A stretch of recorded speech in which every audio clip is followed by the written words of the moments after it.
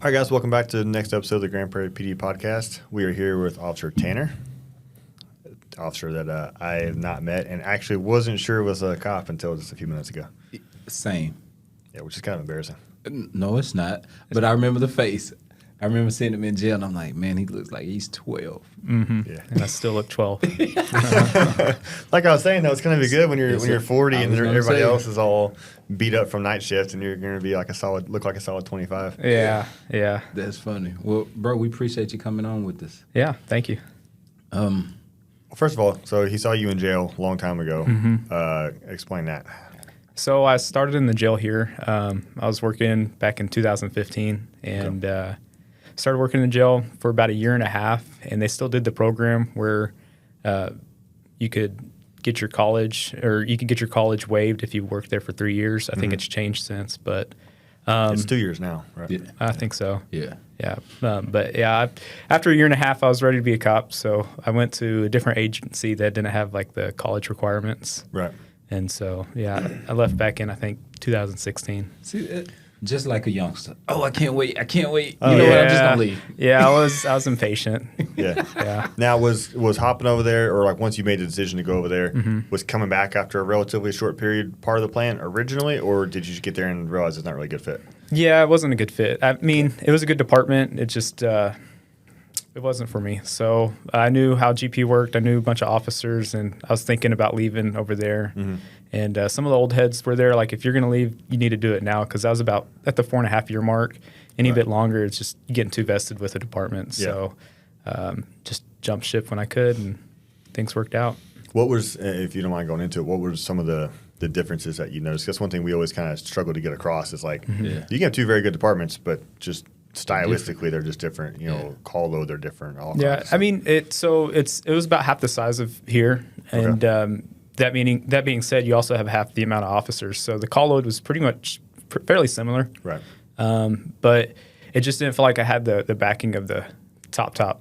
chain. And so they would do like the not the monthly, but like the quarterly chief meetings or the annually chief meetings. And when you would ask like, hey, what's going on with pay? You know, these other agencies are starting to make more.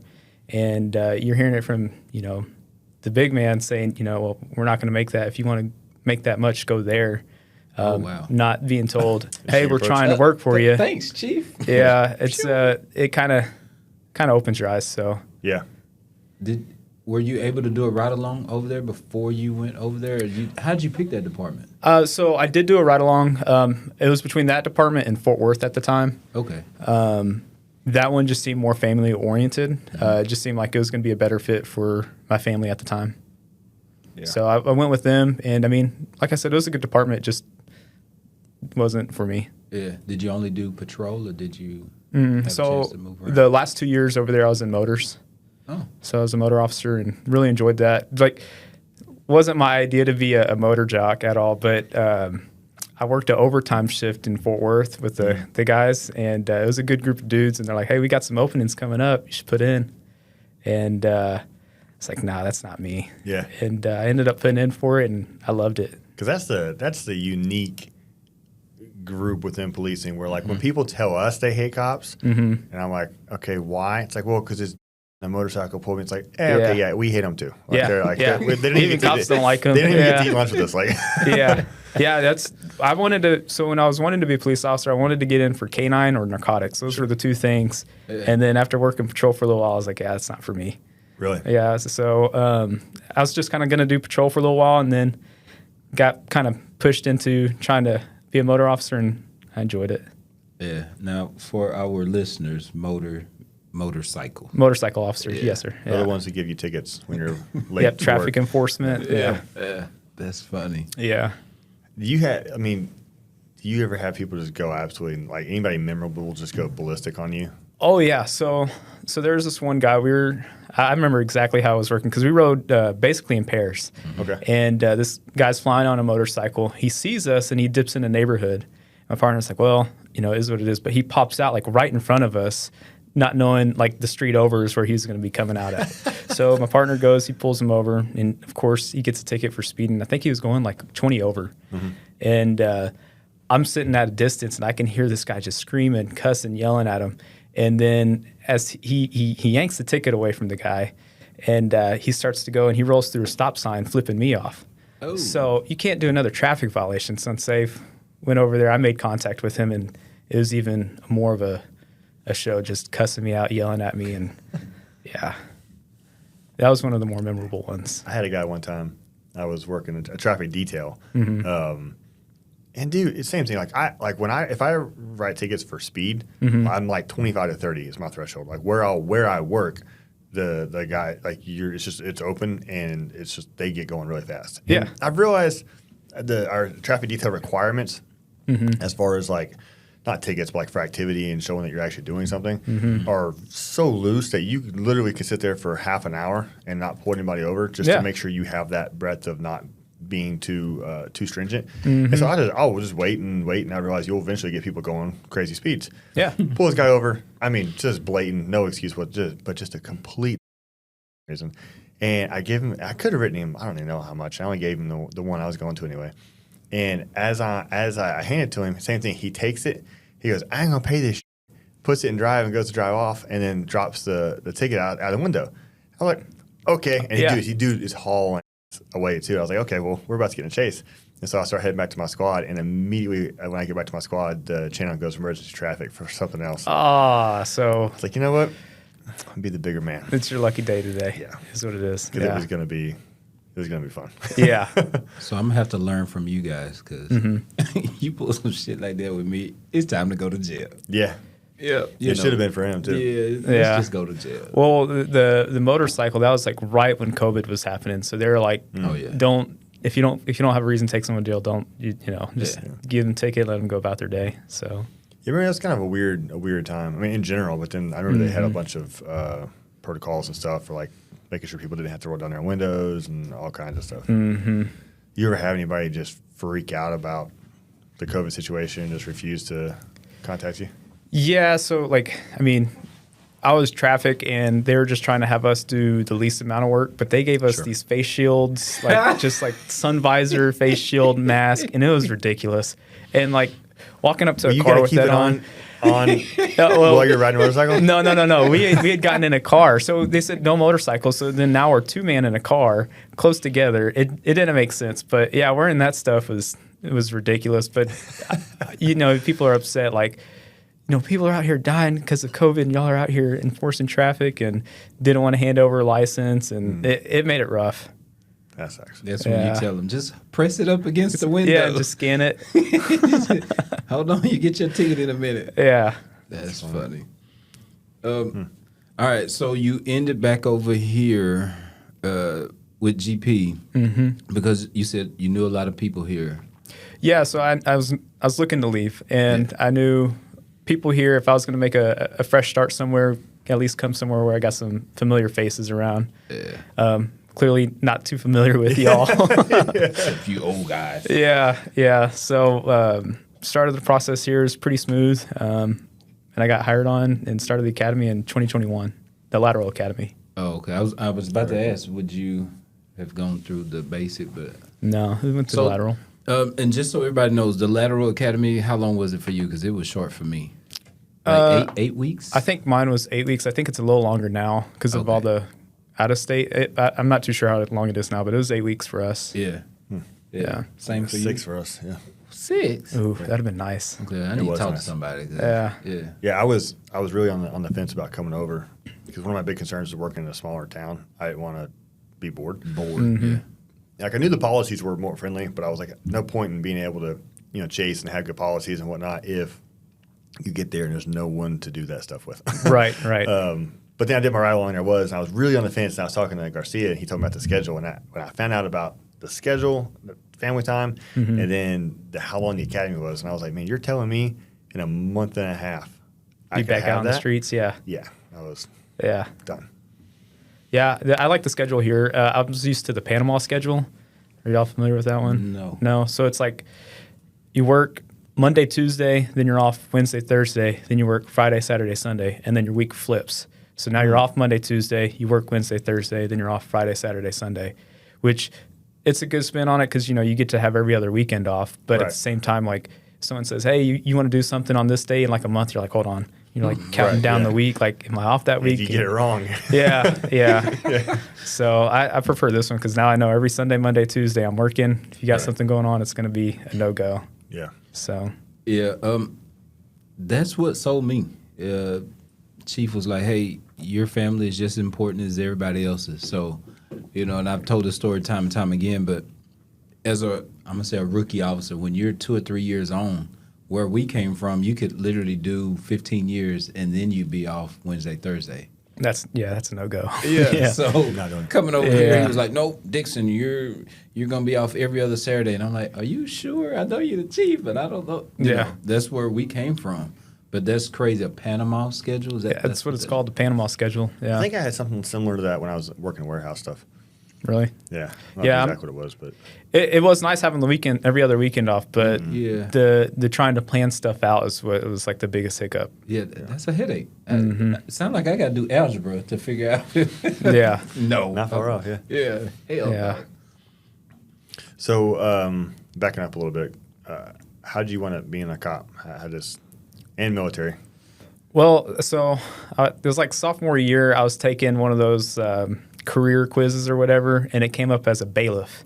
And I was like, I don't even know what a bailiff is. And I'm like Googling it, and I was like, security guard at like a court and stuff. Yeah, like a school thing or like a Facebook quiz? No, it was a school thing. It was like I don't even remember what the class was. Maybe communications or something. But yeah, so I was like, that's silly. But I had always had kind of like a passion for police work because I had an uncle who's a police officer over at Grapevine.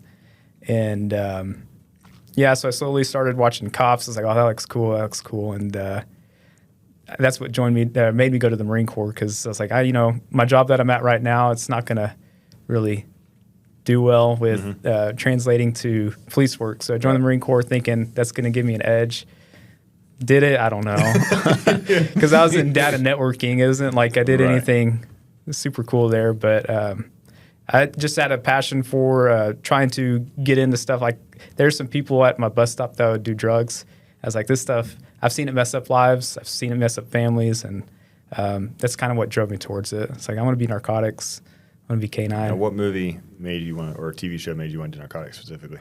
No. Seeing, like, personally, like, seeing how drugs... I was just trying to get you to say Training Day. It's bad, yeah. Yeah, no. Just personally, just seeing some families get messed up with drug usage. So once I became a cop, I realized very quickly, though, narcotics and K-9 wasn't my thing. So why do you think that is? I don't know. I made a traffic stop, and, being a one-year officer, I got half a pound of weed out of this 19-year-old kid's trunk. And I was like, oh, this is cool. This is a pretty good amount. And a week later, I saw him just shopping with his family. And I'm just like, dude, I just arrested you. You're not like in jail. And just constantly seeing the revolving door of arresting people for meth, being out at it a month later, I don't know. It took my drive away from trying to put those people in. So. Yeah, it can be disheartening, I think is the word. Yeah. when you know somebody's up to no good, you arrest them, you do your job. But you have to understand, or the listeners need to know, we're just a small part of a bigger moving piece because we can send them to whatever county, and then it's up to a prosecutor or, charges being filed, and sometimes things don't go our way. We'll just leave it at that. Yeah.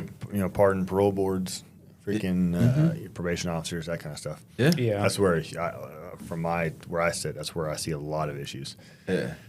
Yeah. Because it's easy, and I'm not throwing, making any accusations, but just from talking to some of the people in the profession, them expressing their frustrations, it's easy to have somebody say, okay, yeah, sure, here's a stamp, you can get out, do your best, try again. It's not your neighbor. Yeah. But it is somebody's. Yeah. So that kind of turned me off from that, and I was like, I'll just do patrol and see if there's something else that comes up. Yeah. Yeah. So, but is there any other unit that interests you besides like K-9 and? Oh yeah, I want to get back with traffic. I'd like to be a part of the motor unit here. Oh, cool. Yeah. No, you want to ride a motorcycle today? Yeah, I got recertified with the department last year, so No, on today's weather, no.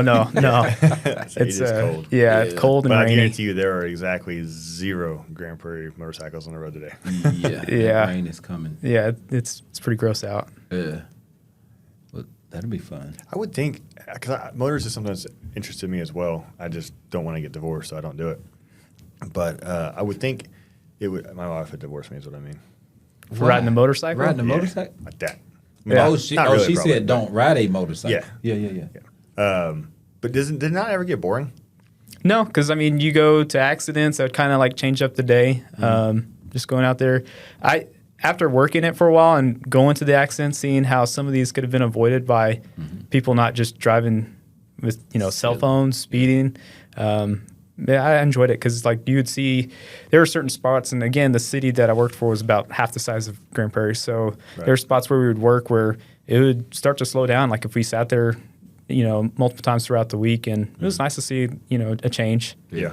So it didn't get boring. I enjoyed it. That's good. I'm scared of the accidents because or being in an accident on a motorcycle. Talked to one of the motor jocks here, and he was like, "Oh yeah, when I took off, I guess the bike fish-tailed or something." He was like, "Oh, I didn't see the gravel," and he laid it over, and I'm just like, It jacked him up too. Yeah, and I'm like, "Oh no, sir," but he's like, "No, it was my fault. Like, I don't care." Like, Yeah, it's get the in a fact Tahoe, that if you were in a car, it wouldn't have happened. Yeah. Yeah. and that doesn't scare you. No, right. no. I know my wife's not really.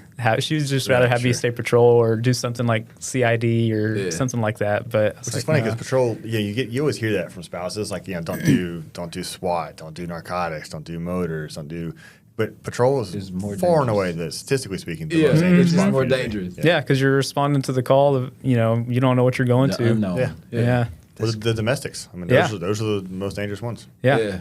Okay, so while we're there, married, kids, what we got going on? So I got 2 boys. My oldest is 10, and then my youngest is 8.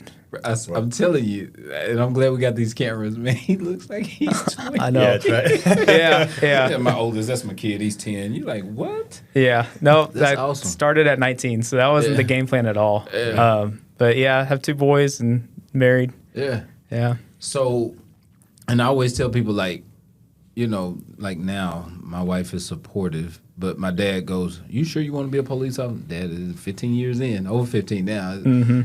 What about your wife? Like, is she supporting you? Is she, you know what, honey, if you want to ride the motorcycle, I don't like it, but go ahead? Or is she like, no?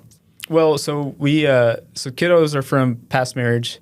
So she started dating me when I was already a cop. So that's kind of all she knows is me being in police work. Okay. She does miss the Tuesday through Friday schedule because I've been going back to night shift back and forth with that. So she does miss that at times, but she's super supportive. Yeah. Yeah. Why would she miss Tuesday through Friday?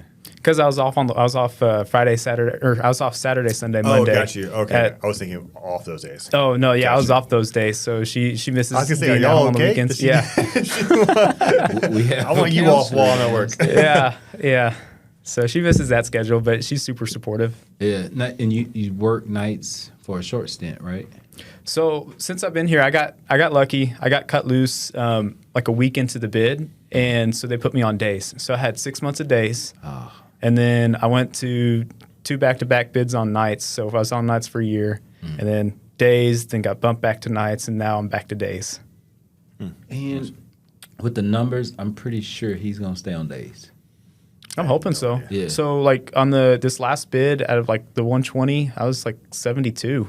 I was Golly. fairly up on all the new people that got hired because I'm 631 for my badge and they're already in the 700s. Yeah.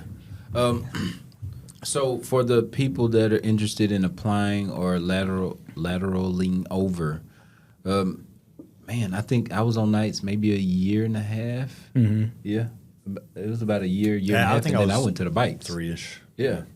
So Yeah, there's a lot of like movement too. Yeah, you're just not on nights long. Again, we've seen officers in certain departments where it's like, nope, I was on nights for 10 years. Unless you want to be. I mean, There's some guys that enjoy it. Yeah. Because like I know me, I was if I'm on patrol again, I will very likely go nights. It fits my schedule. I work my it fits my temperament, just my approach, what I like to do. I did 6 months on days, and it was just not. It's a different beast for sure, and you don't have the sun either on nights. It's a little bit cooler. Why are you saying that? Well, I mean, pretty well. Do I look like I don't like the sun? Yeah. Yes. I don't. Actually, I love the sun. It's just my skin does not. Yeah. Yeah. But no, nights was fun. I don't know. I would like to see what do we call it? A swing shift, where like you come in at 3 with the sun up, and then when you get off, it's like it's dark and nobody's moving. Dude, if they introduced a swing shift for patrol, like I don't care, like especially like a 10-hour, where it's like middle of the afternoon through early midnight hours. I don't care what position I'm in. I'll quit and go to that shift like that. I think it would be a pretty popular shift to go to.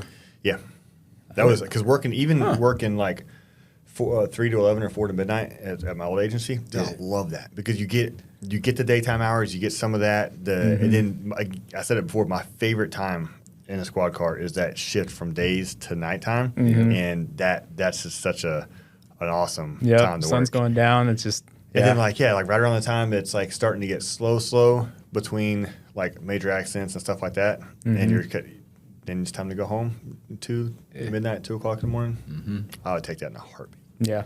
See, I didn't like it because I had to keep up with shades and flashlights all in the same shift, and I couldn't do it. Yeah, you leave them in the visor or something. You're like, dang it. So I just started buying my shades at 7-Eleven. I'm like, you know what? I'll buy them for $7. I get them at Walmart. Yeah, I can't. Yeah, because when you get in a fight or anything, you get them scraped up. And not even like good excuse like that. I'm just not that smart when it comes to sunglasses, and I can't just losing them. Yeah. That's funny. Well, Chiefs, y'all heard it from us. Swing shift. Let's talk about it. Yeah. All right, Tanner. So now that you've been here, so how many years all in do you have? I'm coming up right on to 7. Holy smokes. Yeah, 7, and then with because the jail was also TMRS, so I'm at. Oh, cool. I'm at. I guess that technically I can retire in 12 years if I wanted to, but I don't. No, I started here 28, so I'll probably do 20 here and be 48. See where I'm at. Oh yeah. So 20. That'll put me at 20 years here with the department, but I think 25 years in TMRS.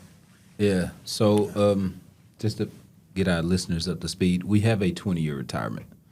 So some city, I think most of them are different, but you just have to ask. But yeah, we were one of the first that I knew of that jumped in and said, you know what, you can go at 20. Now the numbers, when you start talking about income and the payout and all of that. So, but if you play your cards right, 20 looks real. And real it good. depends on the approach you take too, because like our department offers so much city OT, that you can do a whole bunch of that's going to supplement your retire. So if you want to work more in a shorter period of time, you can. Yeah, absolutely. Like with STEP or any of the city OT. Yeah. So we do, as far as I know, they've had, and I've been here almost 9 years. City OT is it's a lot. You know what I mean? It's like if somebody's calling in sick for a shift, then that officer needs to be replaced. So you can get it in a multitude of ways. Yeah. Well, and it's good too, because like if you come in early enough to work STEP and they're like, hey, we're short people and you want to work some patrol, like, yeah, I'll do it. And then they'll work with you too. Like, look, I was only going to work till about 2 o'clock. I got to go pick the kids up. They're like, we appreciate your help. Just work till 2. So yeah, dude, they'll even do it on my current position. One of the night shifts needs OT, and I would always email the lieutenant. It's like, if y'all don't get anybody to cover it, I can only give you 4 to 6 hours just by the policy. But I'm down to work till 10 or midnight or whatever. And they didn't get anybody. They'd absolutely come on. Yeah. That's good. That's dope. And we can help in the detention center now. Yeah, which I did a lot of. Yeah, because I didn't have to go through. Like I worked there, so I understand how things work. Right. So I did one of the training shifts, and it was fine. But then I had a bunch of other OTs stacked up that I for just pretty much the whole month of January and the beginning of February. And some of it was the Epic Waters, and then that email came out saying they're canceling. Like almost, I think every Epic Water shift I had. I'm like, what? So you working on Mondays? Mondays and Mondays, Thursdays, whatever. I didn't realize those were the days I tend to snag, but I guess it is because I checked and they're all gone. I was like, man, I don't know why they did that, but it's their slow season. So okay.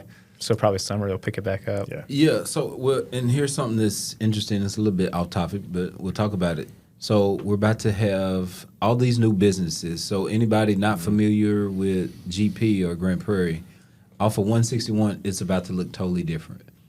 And a lot of these businesses need us. Man. Yeah, they need help. Yeah. So, you're talking about off duty.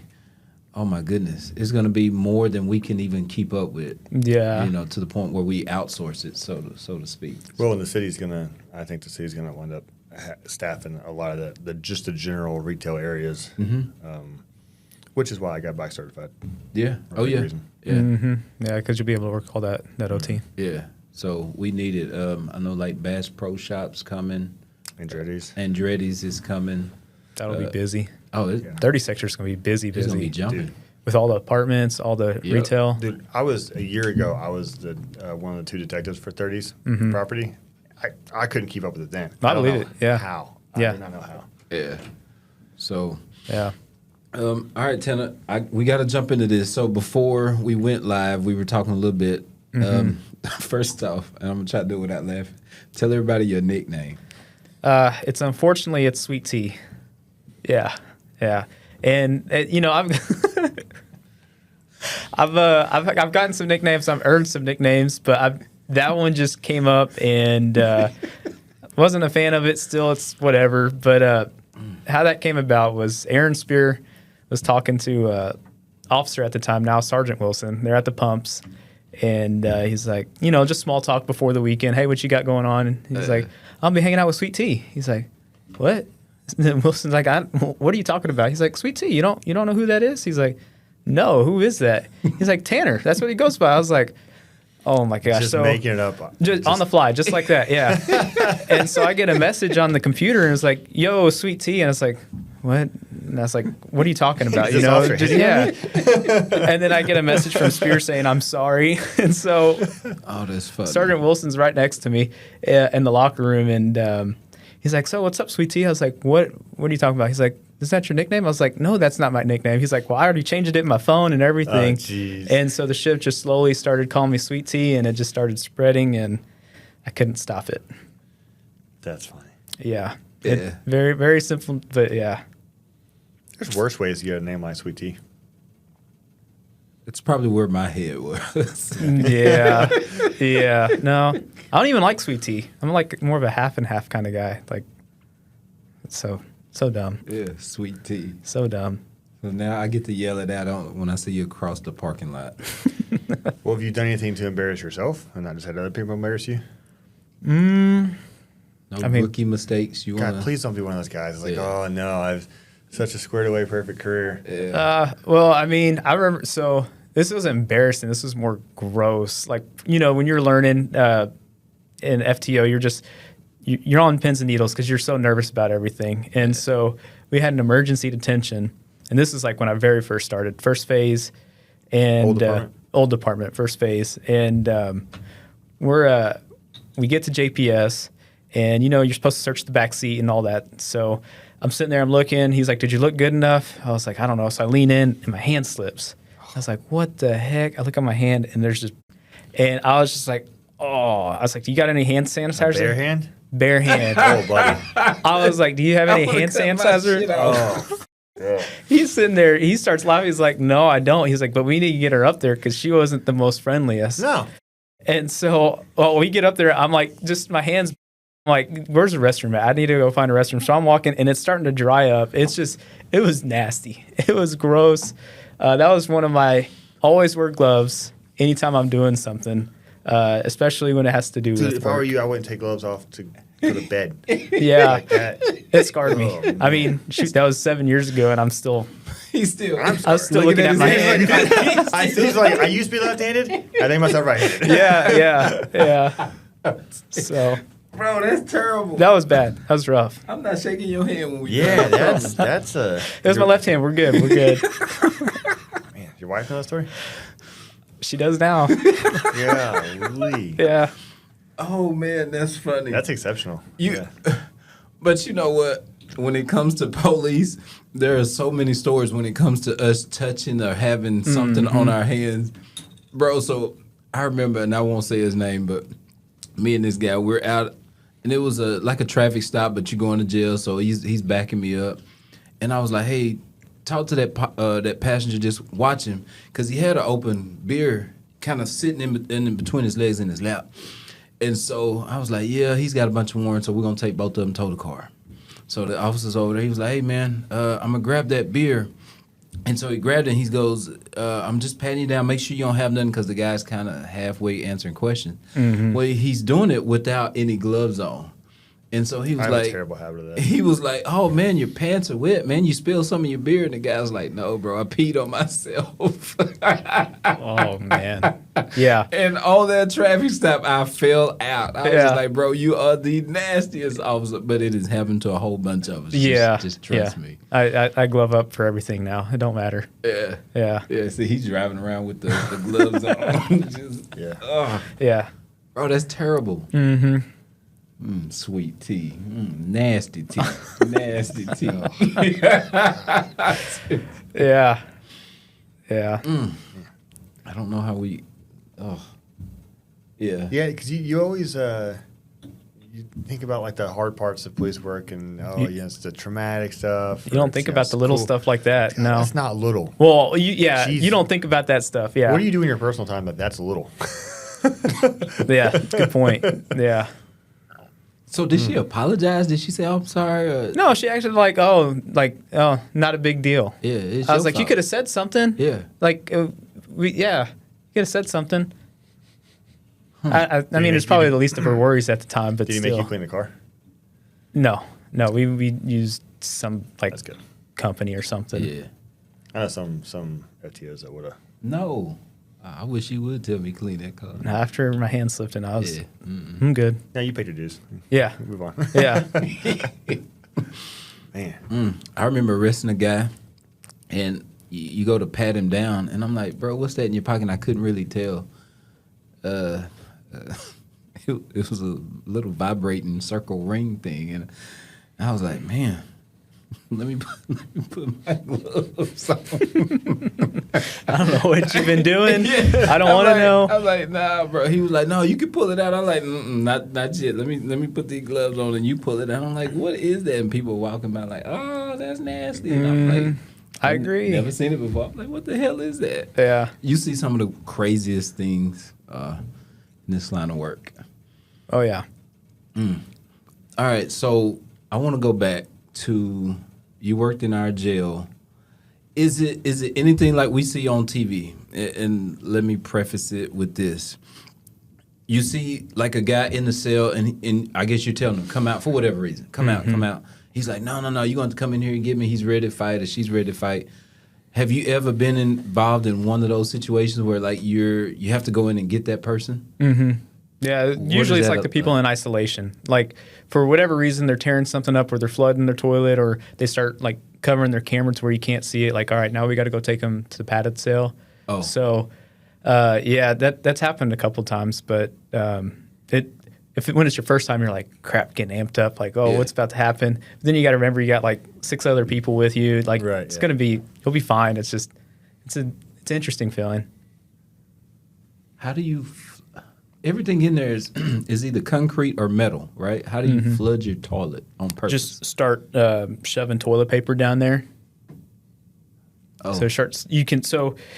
So they have like holding cells, and typically they'll flood those first. So like they'll be in one of the bigger holding cells, and they just start shoving toilet paper after toilet paper, and then just flush, and then they'll just start flooding everywhere. And so then you got to go in there, you're slipping around, and you got to go take them to isolation. And then they start tearing stuff up in there, so then you got to go take them to padded cell. So, what can you tear up in isolation?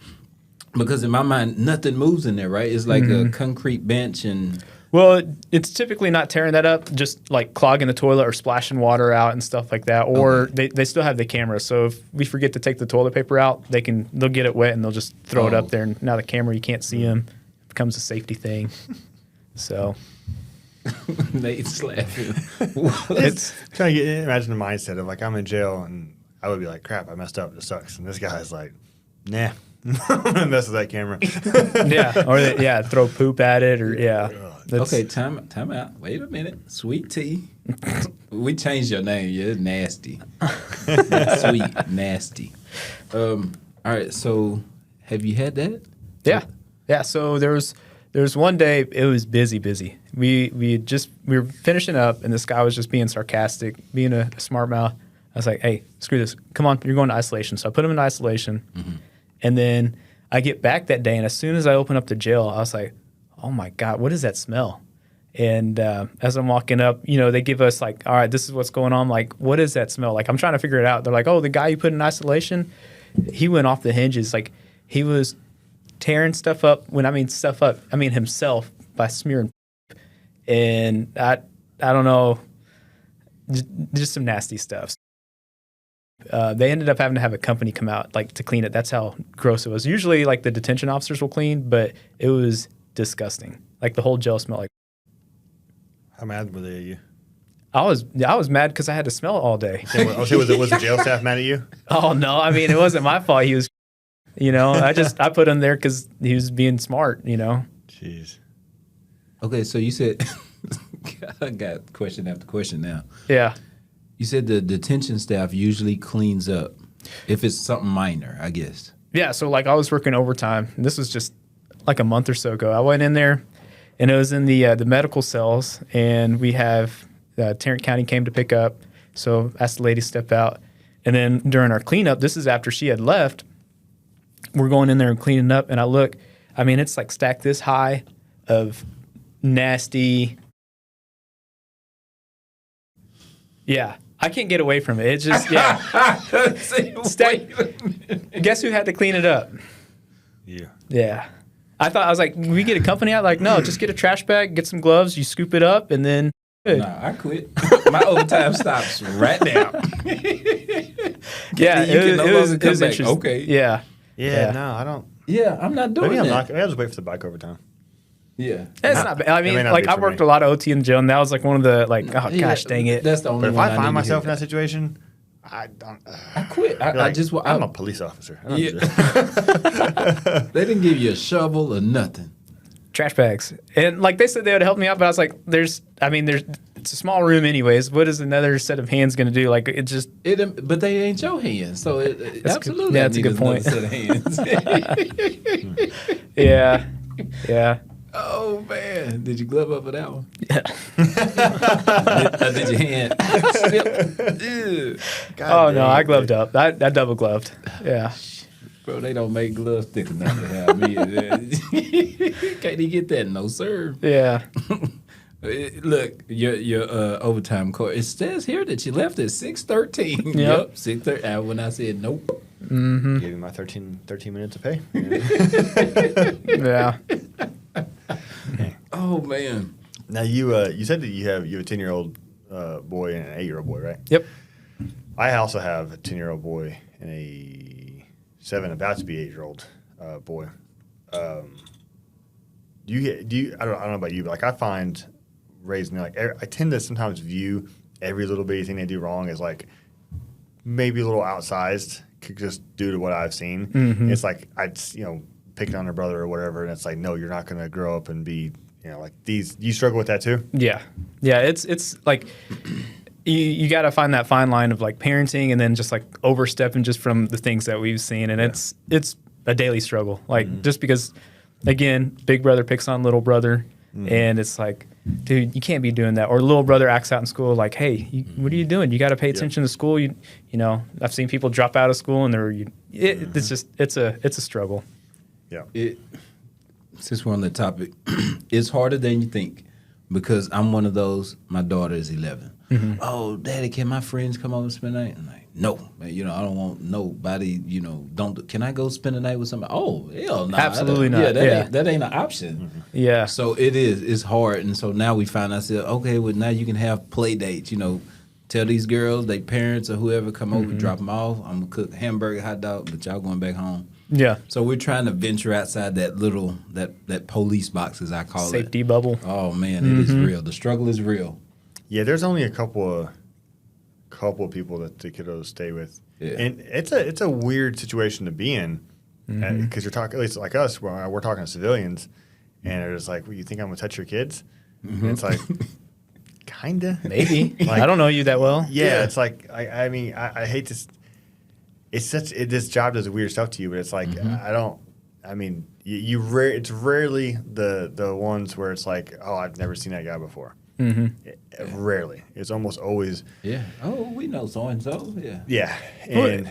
Yeah, and it's the simplest things. So, like, you could be leaving Target, and the kid wants to run out, try to get to the car first. They're racing each other. And you're like, whoa, Right. whoa, what are you doing? Yeah. Like, I've seen kids get hit by cars, and then you overreact, like, hey, stop running. What are you doing? And then they're like, I was just racing. But, Right. yeah, it's Fair. a fine line. I had to apologize to my 10-year-old yesterday because I lost patience about something that probably wasn't that big of a deal. But in the moment, he's like, Dad, I have an idea. I was like, what's that? He said, maybe if you think you're getting frustrated next time, you can just say, I'll talk to you about it later. I was like, that's not a terrible idea. My first reaction was like, what? And I was like, Okay. yeah. Yeah. It's actually not terrible. Yeah. I don't know that I'll do that. Yeah. We'll see might when we cross try. that bridge. Yeah. Yeah. You'd be like, little boy, you just told me. That's a good idea. But you know what? Do some push-ups for Yeah. talking to me like that. Mm-hmm. That's funny. What about them venturing out and they started to kind of latch on to your profession as something they'd be interested in, Marine Corps or? My youngest wants to.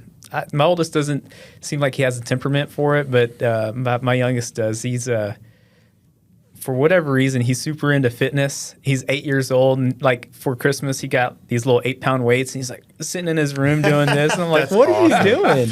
That's awesome. And he's like, he said it multiple times. He wants to be a police officer, and I'm like, well, if that's what you want to do, I'm not like gonna stray you away from it. I'll help you out, but try to do something different. Be like if you're already athletic, be a sports athlete or something. Right. So, but yeah, the youngest he's already kind of leaning towards that. See, my youngest swears to God. In fact, he said I was trying to save some money, and I had mentioned like maybe you could take a break from baseball, and he's like, no, I'm gonna be a baseball player till the day right before I die. I was like, okay, buddy. Yeah. I hope you are. Yeah. But my oldest one, I don't know. We'll see. He's kind of expressed some interest. Every time he mentions it, I'm just like, yeah, dude, being a firefighter would be awesome. Get to sleep. He's like, no, I'm talking about being a cop. I was like, yeah, firefighter, that's where it's at. Yeah, you should do that. Yeah. But we'll see. That's funny. So you mentioned like you have an uncle that's police officer? Yeah, so he used to work at Grapevine. I don't know how long he worked in Grapevine, but he stopped and he went to go teach at a high school. He did that for like a semester or half a year, and he's like, this ain't for me. So now, Yeah, no kidding. yeah, he's out in Granbury. So he's a lieutenant out there. Oh, cool. Yeah. So you don't have any resistance? You don't have the family members going, hey, Tanner, are you sure you want to do this? Or you want to do something else or get out of it? It's rough. No. They, everybody's been really supportive. Yeah. Now, my youngest sister, she's talked about it, and there's some resistance there. They're like, whoa, why don't you look at doing something different? She has mentioned it. That she wants to be a police an officer. Yeah. Okay. I don't know if it was a phase or what. She hasn't really brought it up to me since. So she did a ride out with me about a year ago. She enjoyed it. She had a fun time. Yeah. But she hasn't said anything. So I don't know. Maybe she changed her heart or wants to how do old is something she? different. 21. Okay, so Yeah. kind of right there. Yeah. Really cool. Yeah. We got a lot of guys in my family are both my brothers are I guess 20. I don't know how old he is now. 25-year-old brother. He did a ride out with me here when he was entertaining the idea of being a police officer. But then he went to the department that I came from, that a bunch of my family is from as well. So Gotcha. we'll see if he winds up coming over eventually. Jump ship. You better jump ship, bro. We'll see. Come on. Yeah. Yeah. I'm not gonna. I mean, I'm sure he knows that he'd have a job, but not gonna be that guy. Yeah. Yeah. All right, Tanner. So we usually wrap it up with when we talk to the officers. What is something that you could tell somebody that either is coming out of the detention staff that's like, yeah, I want to transition over and be a police officer, or a lateral because you're that. What advice do you give any of these people? Make sure you're doing it for the right reasons. I know some people are like, oh, it's like drawn in by like you can make this much as a police officer, and then they go through all the training. And they're like, okay, and then they get out on the street and like, whoa, this is actually legit. So just make sure you're doing it for the right reasons is the biggest thing. That'd be my biggest advice. Now, if you're just starting out, you're 21, 22, the jail is a really good place to for detention center is a really good place to start off because when I had worked in a production plant for a little while, lost all my like communicating skills, had a hard time talking to people, and working in the jail, you learn to talk people down, but you also learn when talking is not going to change anything, and you're going to have to actually go hands on. It's a really good stepping stone for being a police officer. Yeah, I think it's. I wish it was utilized more, and not just from the perspective of like that's awesome, but also like the fact that you don't need a degree, like because there's a lot of people like me. Getting a college degree, unless I were to promote, doesn't make a whole bunch of sense for me because I knew from a young age I was going to be a police officer. So and you and I took a similar military track that didn't work out the exact way we thought it was going to. Yeah. And so having that detention option would have been awesome. Saved me some money. Yeah. It was a really good. I don't think I'd be where I'm at if it wasn't for it because I did apply to a couple places before becoming a detention officer, and they're just like, this guy's young, and I was 21. Think I have a baby face now. I look like I did look 12, and just no life experience as far as what would be beneficial for police work. So, it was a really good learning experience. Yeah. Again, I second that. Get into the detention center and work because you get to see the officers. You get to see, the people that are being arrested, how they're acting. Like you said, just being able to communicate and talk to them. That's huge. Yeah. Well, you can start that proving yourself process. Like when I was in the academy, they said everything you do is a constant application for any other position you might want in the department. Not to say you should want to go somewhere besides patrol, but if you do, every report you write, every phone call you have with the detective, everything you're doing, a supervisor asks you, all that is an application to your next, potential position. Yeah. So detention will be the same way. You come in. And the people who will be making decisions about your hiring are the ones you'll be working for and with, even in detention. So yeah. Well, we appreciate it, man. Yeah, absolutely. Hopefully it was a good time. Yeah, that's fun. So we'll see you later, sweet tea. All right, guys. Till next time.